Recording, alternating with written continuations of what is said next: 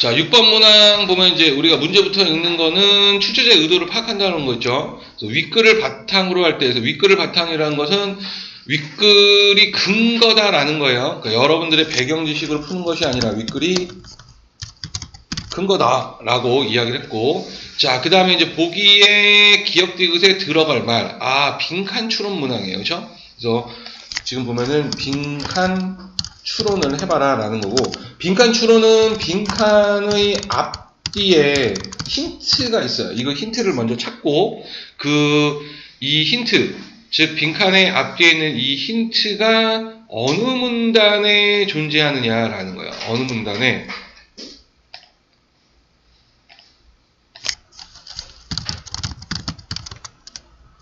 어느 문단에 존재하느냐 라는 거를 여러분들이 판단을 해보세요 라는 겁니다. 그래서 우리가 빈칸의 이제 앞뒤를 잘 봐야 되겠죠. 그렇죠? 그래서 지금 보기를 살짝 보면 국가의 통화정책이 정상적으로 작동될 때, 그래서 지금 내용이 국가의 이제 통화정책입니다.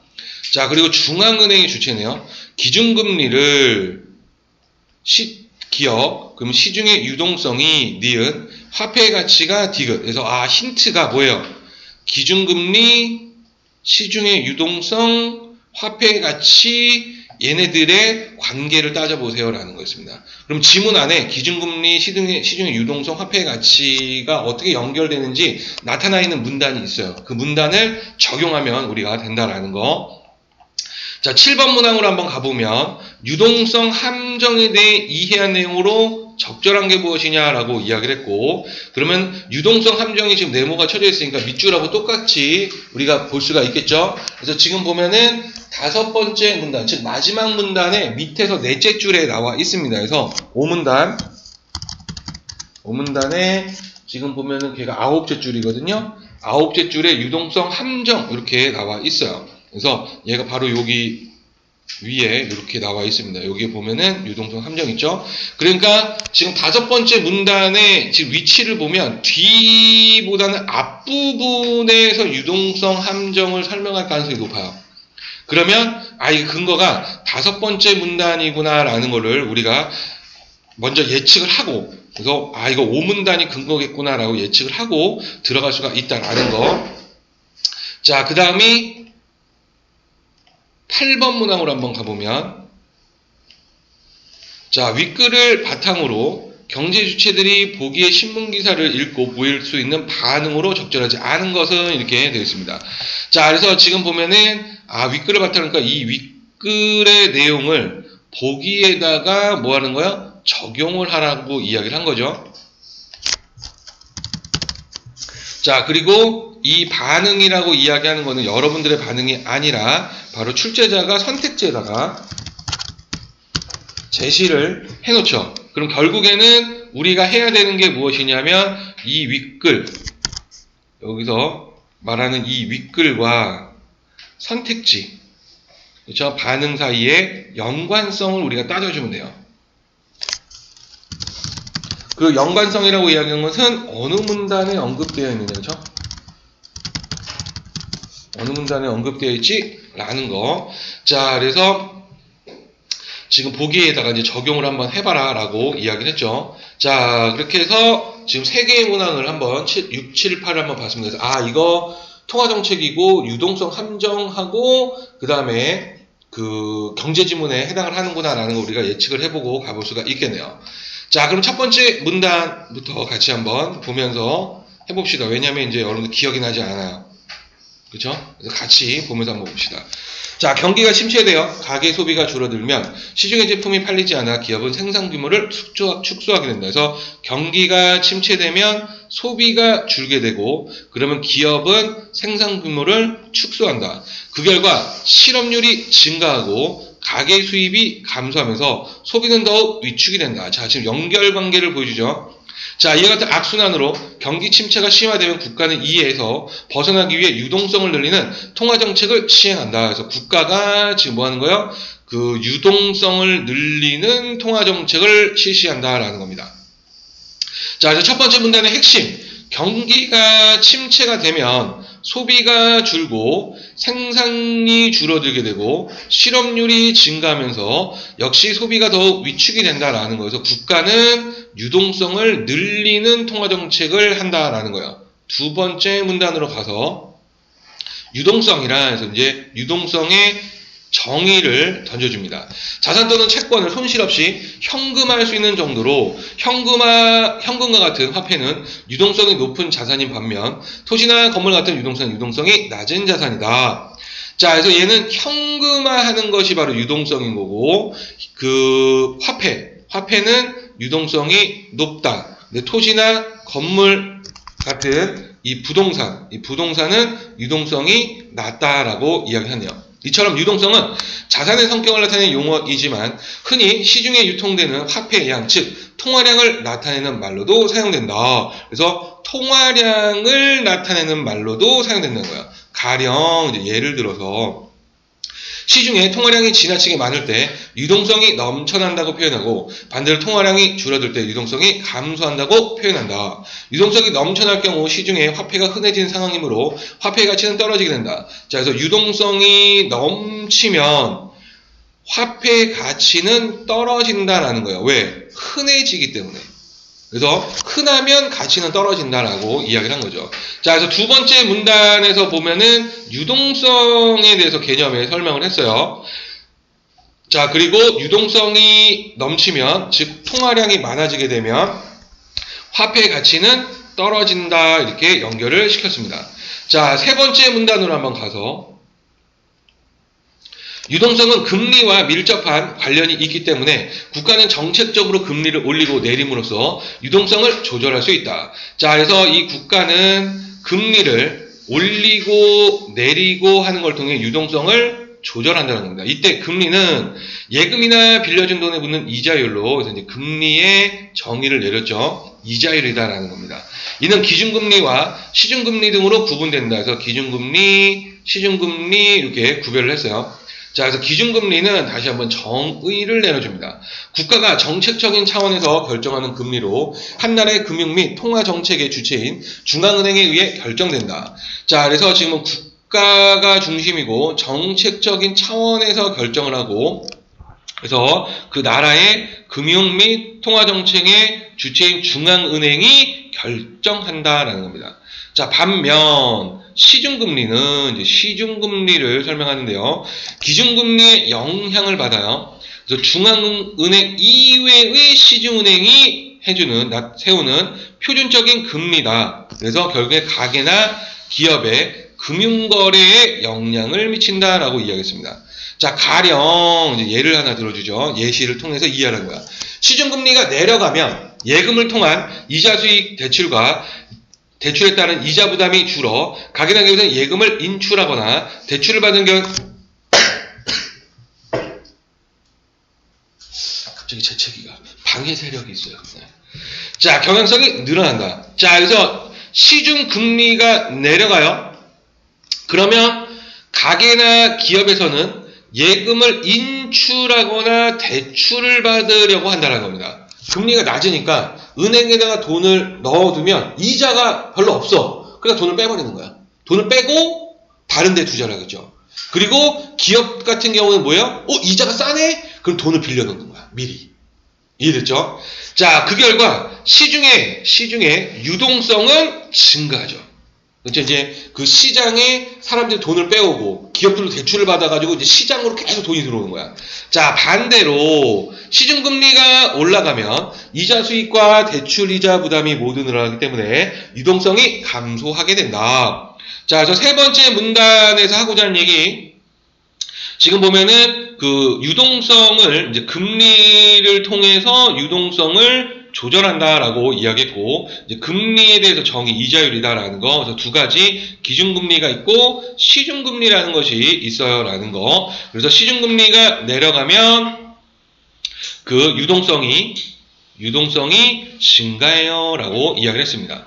자, 그래서 네 번째 문단으로 한번 가보면, 자, 이와 같은 금리와 유동성의 관계를 고려하여 중앙은행은 기준금리를 조절하는 통화정책을 통해 경기를 안정시키려고 한다. 만일 경기가 침체되면 중앙은행 기준금리를 인하하는 정책을 도입하여 시중금리를 낮추도록 유도한다. 그래서 경기가 침체되어 있으면 기준금리를 인하해서 시중금리를 낮추도록 유도합니다. 그러면 유동성이 증가하겠죠. 그러면 소비가 늘고 그 다음에 부동산이나 주식에 대한 투자가 확대가 됩니다. 또한 기업의 생산과 고용이 늘게 되고 그 다음에 투자가 확대가 돼서 물가는 상승하고 경기가 활성화되기 시작한다는 거야. 자, 반대로 경기가 과열되어 자산가격이나 물가가 지나치게 오르면 중앙은행은 기준금리를 인상하는 정책을 통해 유동성을 감소를 시키죠. 그 결과 기준금리를 인하할 때와 반대 현상이 나타나 자산가격이 하락하고 물가가 안정되어 가열된 경기가 진정된다. 자, 그래서 네 번째 문단에서는 경기가 침체가 되었을 때, 그쵸? 기준금리를 인하하게 되고, 그러면 시중금리가 낮아지고, 그럼 유동성이 증가하고, 그러면 소비가 늘고, 투자가 확대가 되고, 고용이 늘고, 그 다음에 물가가 상승하고, 경기가 활성화돼요. 라고 이야기를 한 겁니다. 그쵸? 자, 그래서 다섯 번째 문단으로 한번 가보면, 자, 그러나, 중앙은행이 경기 활성화를 위해 통화정책을 시행했음에도 불구하고 애초에 의도한 결과가 나타나지 않기도 한다. 자, 그래서 의도한 결과가 나타나지 않는 경우가 있어요. 즉, 기준금리를 인하하여 시중에 유동성을 충분히 공급하더라도 증가한 유동성의 기대만큼 소비나 투자로 이어지지 않으면 경기가 활성화되지 않는다. 특히 심각한 경기 침체로 인해 경기 회복에 대한 전망이 불투명할 경우 경제 주체들은 쉽게 소비를 늘리지 못하거나 투자를 결정하지 못해 돈을 손에 쥐고만 있게 된다. 자, 그래서 지금 보면은 심각한 경기 침체 현상에서는요, 그 경기 회복에 대한 전망이 불투명하다라고 한 경우 소비를 늘리지 못하거나 투자를 결정하지 못해서 돈을 쥐고만 있는 거예요. 그러니까 유동성은 늘어났는데 투자가 일어나지 않습니다. 그러니까 돈이 돌지를 않는 거죠. 이 경우 충분한 유동성이 경기 회복으로 이어지지 못해 경기 침체가 지속되는데, 그러니까 경기 침체가 이제 지속이 되죠. 마치 유동성이 함정에 빠진 것 같다고 하여 케인스라는 이 학자는 이를 유동성 함정이다라고 불렀다. 자, 그는 이러한 유동성 함정을 통해 통화정책의 한계를 설명하면서 정부가 재정 지출을 확대하여 소비와 투자를 유도하는 정책을 시행하는 것이 중요하다고 역설하였다. 자, 그래서 정부가 재정 지출을 확대해서 소비와 투자를 유도하는 정책을 시행해라 라고 이야기를 한 거죠. 그래서 이거는 이제 우리 현실하고 여러분들이 이제 내용이 와닿지 않을 수도 있잖아요. 그렇죠? 항상 내 삶하고 연결을 시켜야 됩니다. 이게 언제 나타난 거냐면 코로나19. 코로나 사태 때 경기가 완전히 침체가 됐죠. 그렇죠? 그래서 국가에서 뭐 했어요? 돈을 뿌렸습니다.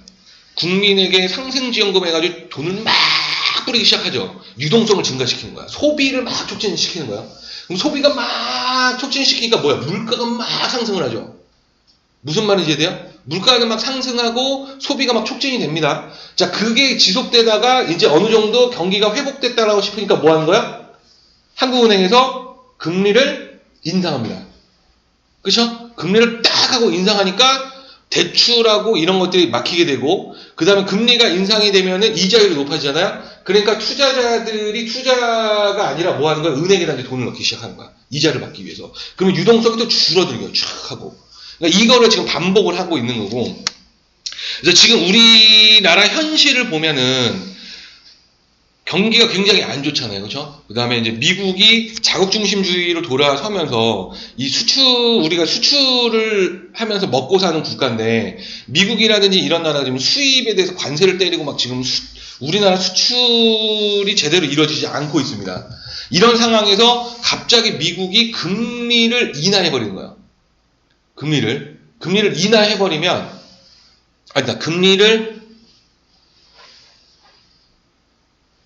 금리를 상승했죠. 미국이. 왜냐면 코로나 때 이제 돈을 풀었으니까 빅스텝을 한 거예요.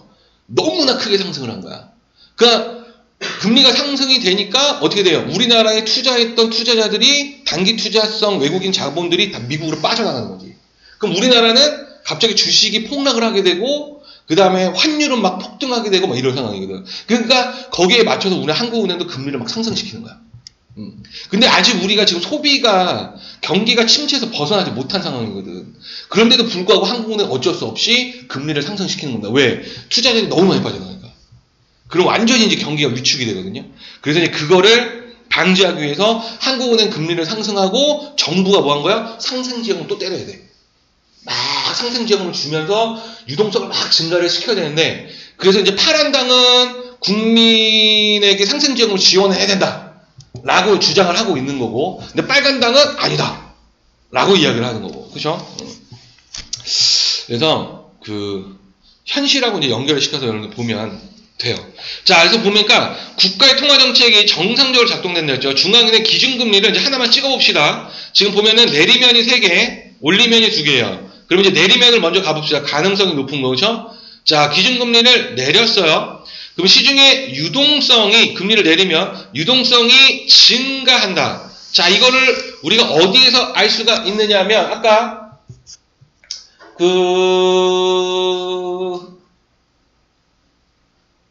세 번째 문단이네요. 그렇죠? 3문단. 세 번째 문단을 통해서 우리가 추측을 해볼 수가 있습니다. 그렇죠? 기준금리를 내리면 유동성이 증가하고, 유동성이 증가하면 흔해지니까 화폐의 가치가 하락한다라는 거. 그렇죠? 자, 그 내용을 어디서 알 수 있냐면 아까 우리 세 번째 문단에서, 그렇죠? 자, 세 번째 문단에서 우리가 찾아보면 이렇게 찾을 수 있죠. 시중 금리가 내려가면, 그렇죠? 유동성이 증가하고, 그 다음에 네 번째 문단에서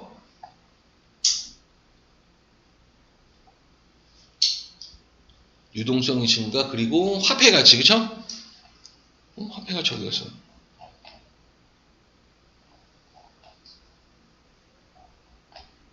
여기 앞에, 그쵸? 두 번째 문단에 유동성이 넘치면 화폐 가치는 떨어진다. 자, 이런 식으로 떨어져 있었어요. 그쵸? 그런데 우리가 이제 세 번째 문단에서 기준금리로 내려가면 유동성이 증가한다. 그리고 유동성이 넘치면 화폐 가치는 떨어진다라는 거를 두 번째 문단과 세 번째 문단을 통해서 추측을 해볼 수가 있었다. 그쵸? 자, 그래서 세 번째 문단과 화폐 가치는 두 번째 문단을 통해서 알 수 있어서 내리면 증가하고 하락한다. 그쵸? 저 정답은 1번이구나. 자, 그 다음에 이제 7번 문단, 유동성 함정. 아까 다섯 번째 문단에서 이야기를 했었죠. 다섯 번째 문단에서 뭐라고 이야기를 했냐면, 유동성을 충분히 공급을 했는데,